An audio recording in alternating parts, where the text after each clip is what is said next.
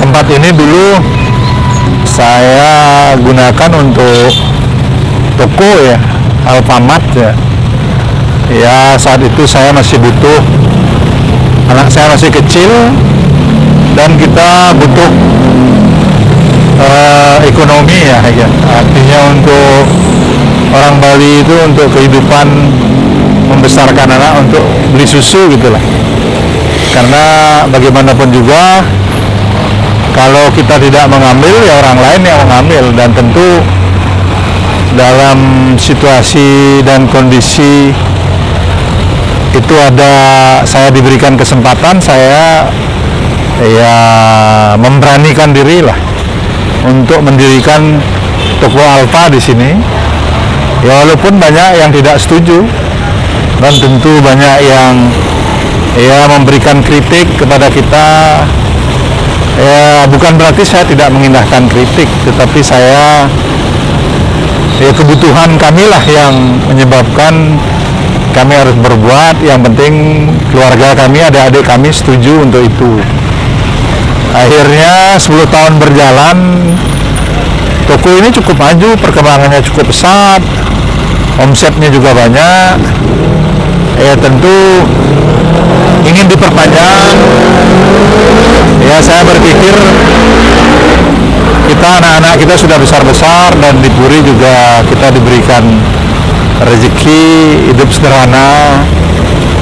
Saya di usia 60 tahun ke atas ya tentu sudah ingin menikmati suasana keindahan, kesejukan, dan tentu saya suka taman ya, saya suka alam begitu, sehingga ya saya rubahlah toko Alfamart. Saya tidak izinkan untuk memperpanjang, saya jadikan ini taman.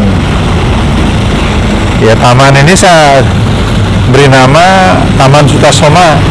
Ya saya ya meminta kepada namanya ya seorang arsitek Tutno atau Wira, warga kami dari Banjardualang, ya seorang arsitek yang cukup dikenal di kalangan orang-orang asing karena ya cukup maju dan banyak mengabdi di Desa Pekraman Pegoyangan. Kami jelaskan idenya bahwa kami ingin ada sebuah relief yang dalam relief itu ada sebuah ukiran tatkala Sutasoma sedang melakukan perjalanan ke hutan begitu. Cerita Raja Sutasoma ini kami dengar dari dialog seorang Profesor Ngurah Bagus dengan Profesor Heng dari Belanda. Ini adalah era sudah dialogis tentang filosofis atau tentang value.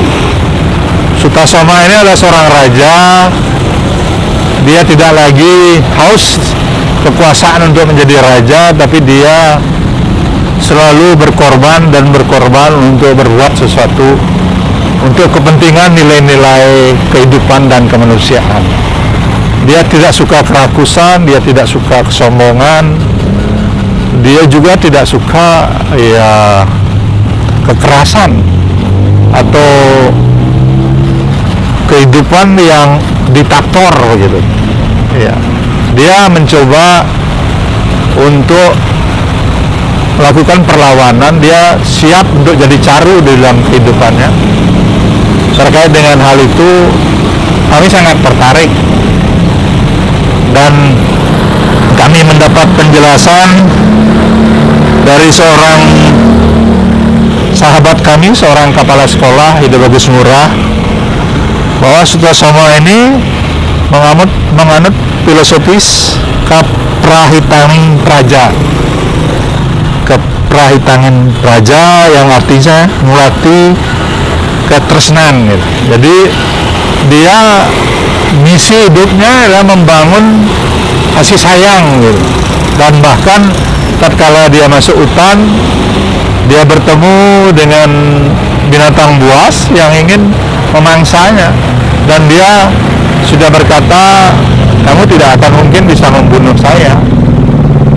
Dan binatang itu pun, ya memang namanya binatang buas, dia tidak percaya begitu saja.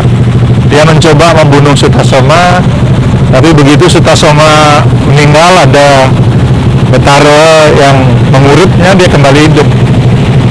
Dan akhirnya sang macan harimau dengan naga, ular, dan seluruh isi hutan itu diperintahkan oleh harimau raja hutan untuk menjadi Sutasoma adalah seorang guru. Akhirnya seluruh binatang hutan itu tunduk dengan Sutasoma. Ini sangat menarik buat saya pribadi terkait dengan kehidupan saya di politik begitu. Politik itu keras begitu. Tetapi dalam perjalanan berpolitik saya bertemu dengan segala tantangan, tetapi dengan kedamaian dan mengembangkan kasih sayang ini, termasuk kesetiakawanan. Saya bersyukur 27 tahun saya berada di Partai Golkar, dan sekarang periode kedua saya berada di Partai Nasdem. Tentu komitmen, cinta kasih, kasih sayang, menghargai kemanusiaan itu, dan etika, moralitas, kami bangga berada di Partai Nasdem, karena Partai Nasdem partai yang ingin mengembalikan politik dan etika dalam politik begitu, dan termasuk kemanusiaan. Untuk pencapaian sesuatu kekuasaan tentu boleh, setiap orang boleh untuk berjuang ke arah itu, karena itu memang esensi daripada politik Bu. Tetapi bagaimana kita membangun kekuasaan itu dilandasi oleh etika moral, dan jangan kita saling membunuh atau saling bermusuhan. Kalau kita harus bermusuhan karena perbedaan politik, lebih bagus kita tidak usah ikut. Kata Bapak Surya Paloh, kalau memang karena pertarungan setiap event politik, baik pilwali, pileg, pilpres, kita harus bermusuhan, lebih bagus kita tidak adakan pilpres. Kita ada di atas itu sikap etika dan moralitas kita, dan saya bercermin kepada seorang Sutasoma, walaupun dalam pencapaian politik saya tidak belumlah berarti apa-apa, tetapi saya bangga 30 tahun lebih secara totalitas berjuang di politik.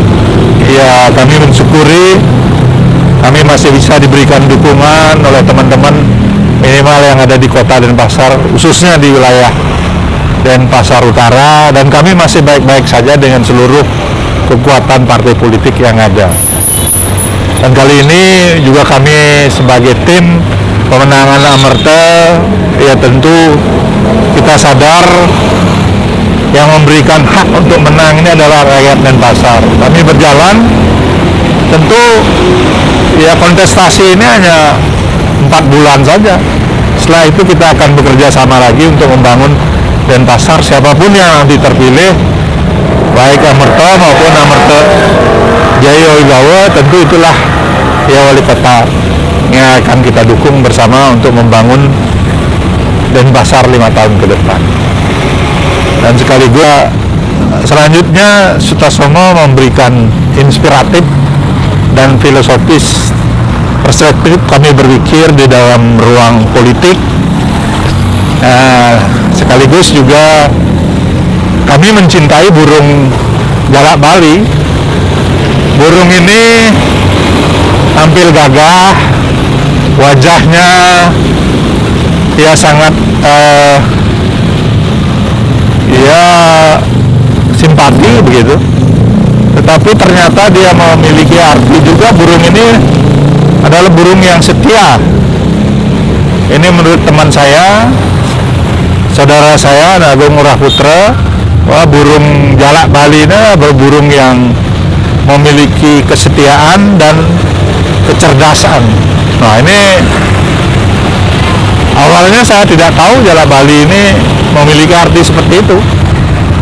Tetapi saya memang mencintai burung Jalak Bali ini dari semenjak saya suka menuju hutan Bali Barat, karena dia wajahnya sangat gagah begitu dan menarik buat hati saya, dan keberadaannya semakin langka. Tetapi ternyata dia memiliki arti ya burung yang setia dan cerdas. Karena dalam kehidupan ini ya saya memang memiliki komitmen kesetiakawanan. Jadi saya butuh sahabat-sahabat yang setia dan cerdas. Karena bagi kami perjuangan baik di politik maupun di kehidupan kami sebagai penglingsir puri, sebagai tokoh masyarakat, kita harus memiliki rasa kesetiakawanan. Dan tentu rasa kesetiakawanan dalam kehidupan ini dilandasi oleh kecerdasan menghadapi kompleksitas persoalan-persoalan kehidupan kita di masa kini. Jadi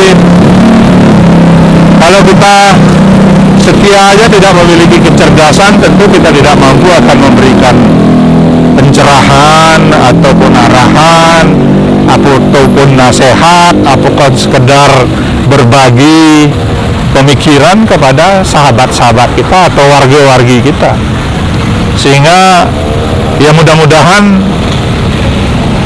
ada manfaatnya bagi kita, bagi kami, untuk merekatkan hubungan sosial antara Puri dengan warga-wargi dan masyarakat. Dan tentu ini adalah wujud kami berbakti kepada negara bangsa melalui pemerintah kota. Ya, kami persembahkan Pelataran Puri ini sebagai ikon Catus Pate perempatan Peguyangan untuk ya dinikmati oleh masyarakat yang lewat sebagai wujud keindahan. Karena bagaimanapun juga kalau kami mendirikan ya tempat usaha, ya tentu kami dapat uang, tetapi kami memilih nilai-nilai hegemonitas yang kita persembahkan kepada warga adat Peguyangan. Dan tentu mudah-mudahan nanti kita bisa lengkapi dengan sarana-sarana lain, sehingga suatu saat kita bisa adakan kegiatan-kegiatan untuk membangun kerekatan sosial. Ya, bagaimana kita membangun hubungan baik antara Puri dengan masyarakat, karena bagaimanapun juga kita ada di dalam ruang bernegara bangsa. Puri sebagai sebuah institusi sosial yang memiliki peran sosial kultural di wilayah wewengkon Desa Pekraman ini tetap bisa ikut berpartisipasi di dalam membangun wilayah warga dan pasar yang kita cintai bersama.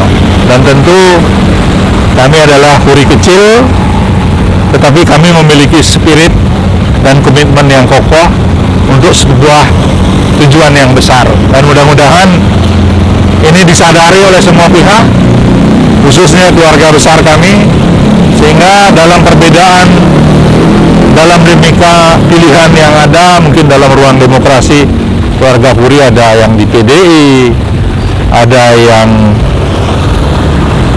di Partai Nasdem, ada yang di Golkar.